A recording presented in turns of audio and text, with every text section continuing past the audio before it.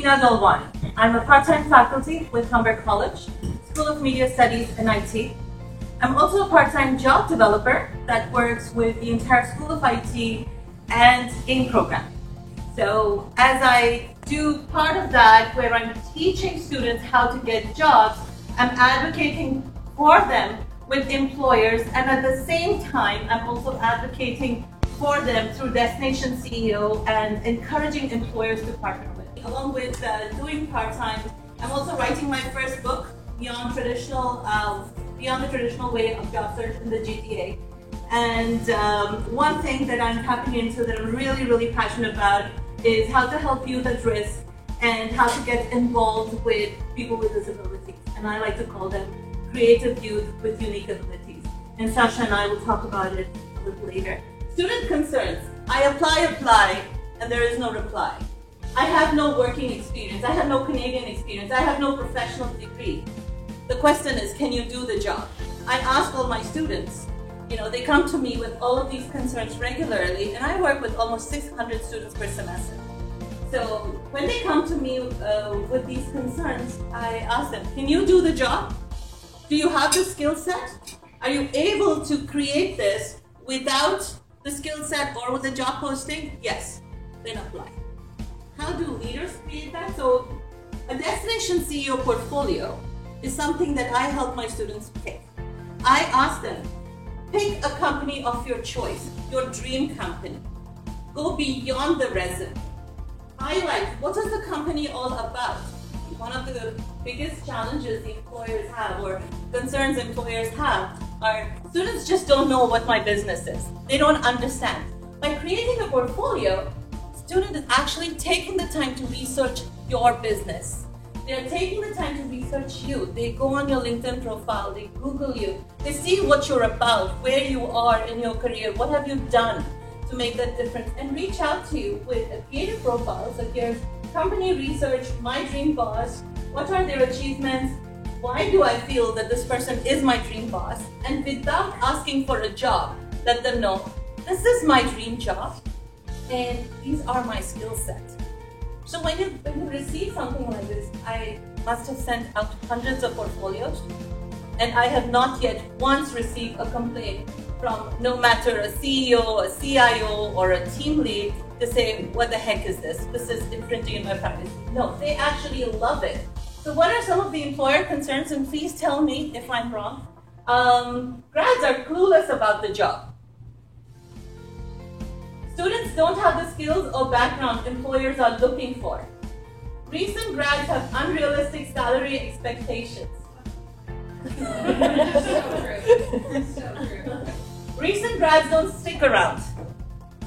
Students haven't gained enough experience, right? The whole point about, I don't have working experience. Well, it's almost a catch-22. If they don't have a job, they're never going to gain experience, right?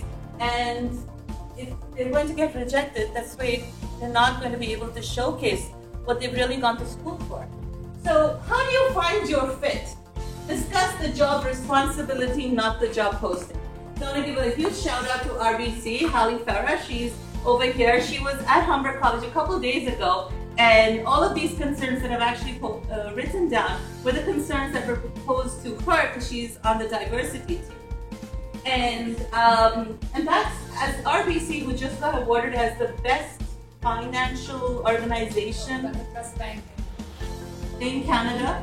Her entire diversity team said, can you do the job? So when you're actually interviewing the new grad, or for that matter, anybody that you're looking to hire, the question is, instead of asking, do you have Java, do you have PHP, do you have front-end, do you have back-end, do you have .NET? Can you actually do this? Can you show me something that you've done? Right? New graduates have raw talent. So the Capstone Project, or the Employer Engagement Event, I do it regularly at Humber College. In fact, if you give me your business card, I'll invite you to our next one, which is going to happen in March. A few of them actually. But go to those events and see what they have created based on what they know. Recruit them based on their skill sets, academic projects, and personality, not their transcripts. A lot of our students, specifically who are creative. They may not be the best examiner, or they may not be best at writing tests. So how do you pick the right candidate? So a huge shout out to Sarah sitting over there. Thank you, Sarah. I reached out to her, or she reached out to me based on an article I had written about my student with Asperger's, who was so focused on game programming that it took him 6 years to graduate. But because it was so important to him, that was his passion, he stuck around. But in the end, his fear was, I have Asperger's, who's going to hire me? And I wrote about it, and Sarah reached out to me, and she hired him as a faculty with her group. So thank you, Sarah. Thank you. Be a leader, become a mentor. Treat them with respect, and you will have their loyalty. Respect what they have. They've just spent 3 years, 5 years, 6 years educating themselves, fighting, competing with their peers. They really want to be respected for the time they've spent. It's almost like going up to a PhD and saying, hey, take off your PhD because guess what? It's not relevant for this position. They're proud of their success. They're proud of their graduation, what they've done. Ask them, how can you help them? How can you help them grow? Pay them a living wage, not a minimum wage. I understand funding is a major challenge, but I just found out about these awesome internships that Tina's going to talk about. Chandra from the YMCA is over here. Shout out, Chandra. Thank you for coming. I'm doing shout outs over here. Do my job for me. Thank you. Sorry, Sandra. You know, there's Employment Ontario funding. There's Youth Job Connection, Youth Job Links.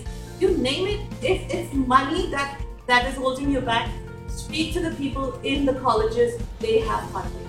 They have funding to help you. Get involved with the colleges as program advisory member, as part-time faculty, or industry partners through capstone projects. Before capstone projects, there is funding with what Dan's going to talk about. After capstone projects, hire them. Bettina will talk about funding. So there are funding resources available out there. Hire for passion and make it fun. You know, students always say, oh, Google is my dream company. How did Google get there? By creating a home for them within their office. They don't want to leave their office. So make it fun, and most startups are doing that. They're offering food, they're offering games, they're offering foosball tables, for instance. The questions you want to ask. How does this job fit into your overall career plan? You know that question, where do you see yourself in 3 to 5 years? Well, students don't know. They've just graduated. They've just spent 3 to 5 years in college. So they don't know where they see themselves in 3 to 5 years. They want this job. So ask them, does this fall in your overall career plan? This will be your first job. What do you want to learn from this experience? Instead of opening that hiring guide and asking, you know, those HR related questions, you want to know if the person you're hiring has the same values as you do for your company, has the same passion for technology, has the same passion for your business. And by asking that question, you will be able to align those values with yours, and that's a good hire. How can I, as your manager, help you grow your career? What? This man or this woman is asking me how can they grow my career? Wow, this must be God. I need to work for them. And suddenly you become from a boss into a leader, into a mentor. In today's world, we need leaders to grow our future leaders. And you were that mentee once, become the mentor now. Hire for personality. Everything else can be taught in schools. That's where, you know, people like us are. This is a glimpse of an event that we did just 2 weeks ago, and then this 2 nights ago with RB State, where, you know, our game students are showcasing their games, IT students are showcasing their IT projects that they've done. This was an employer engagement event, and we did it at Humber College. So thank you so much, and I welcome any questions.